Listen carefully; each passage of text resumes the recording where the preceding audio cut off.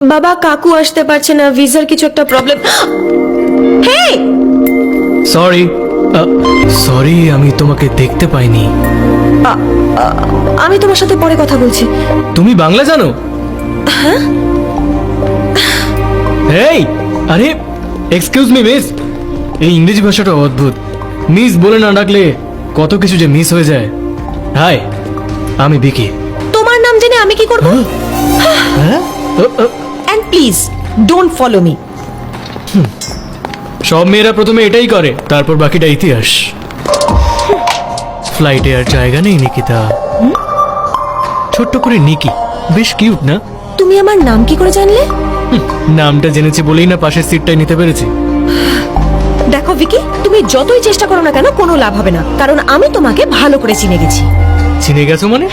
তোমার নাম হলো বিক্রম কৃষ্ণ, আর তুমি ওয়েলিংটন ইউনিভার্সিটি থেকে এমএসসি ইন ফাইন্যান্স করছো। 2 বছরের কোর্সটা শেষ করতে 4 বছর লেগেছে। এমন একটাও সাবজেক্ট নেই যেটাতে তুমি ফেল করোনি। আর কলেজের সব মেয়েদের ফিগার ছি ছি ছি ছি ছি, বলতেও লজ্জা করছে। ওকে, থ্যাঙ্কস। থ্যাঙ্কস? কিন্তু কেন? দেখো, এই কথাগুলো সব তুমি যদি আমাকে ইন্ডিয়াতে ল্যান্ড করার পর বলতে, তাহলে ফ্লাইটে পুরো সময়টা আমি তোমার পেছনেই নষ্ট করে ফেলতাম। এখন আমি অন্য কোনো মেয়ের জন্য সেটা করব। কি গ্যারান্টি আছে যে অন্য কোনো মেয়ে রাজি হবে? Where's 12D? 12D? 12. ওই যে ওটা, ওটা। Thanks. Excuse me miss. Yes.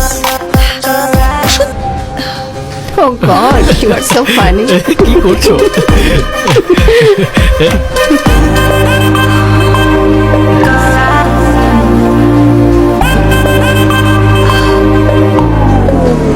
একই ফ্লাইটে ছিলি, দেখা হয়নি? Thanks a lot, Vicky. It was great. মেয়েটাকে ফ্লাইটে আমার পেনটা দিয়েছিলাম, তাই থ্যাঙ্কস বলে গেল। সত্যি বলছিস তো? প্রমিস বাবা, একদম সত্যি বলছি। ভিকি!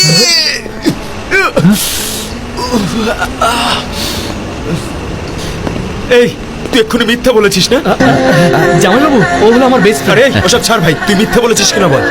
তুমি কি করে জানলে ও এক্ষুনি মিথ্যা বললো? আরে আমি ওকে ছোটবেলা থেকে চিনি, যখনই ও মিথ্যা বলে আমার দেরি হয়ে যাচ্ছে, বাই বাই। হ্যাঁ, পরে কথা হবে, কেমন? চল চল চল চল। আরে এখান থেকে চল। আরে আবার দেখা হচ্ছে। হ্যাঁ, বাই। বাবা আমি রেডি। Nikki, what?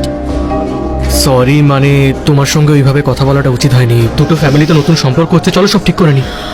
আমি কথা দিচ্ছি আর কোনো অসভ্যতা করবো না। নো ফ্লার্টিং, কোনো বাজে কথা বলবো না। আমি সেটাই করবো যেটা তুমি চাও। 6টার আগে আমি বাড়ি ফিরবো। বেশ।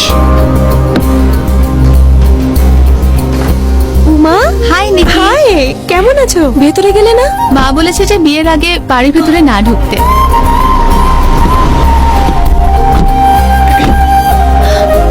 দাদা, তুই এখানে কি করছিস? তুমিও চলে এসেছো? দাদা, যদি মা জিজ্ঞেস করে একটু ম্যানেজ করে নিস প্লিজ। চলো যাই, চলো।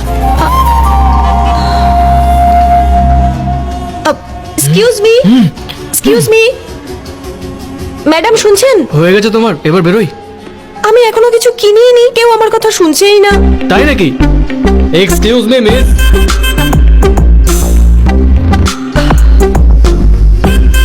Sir, thank you. madam.